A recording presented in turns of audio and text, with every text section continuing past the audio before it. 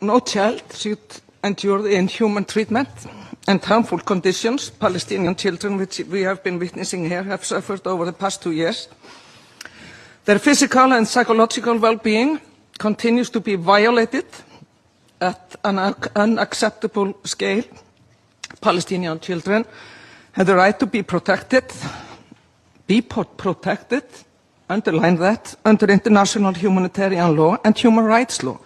When these obligations are breached, it is our collective duty, especially as state parties to the Geneva Convention and Convention of the Rights of the Child, to demand accountability and respect for the law. And I say otherwise, and it's pretty fair to say that we, the international system, if we are not doing that, we are failing. We are failing heavily.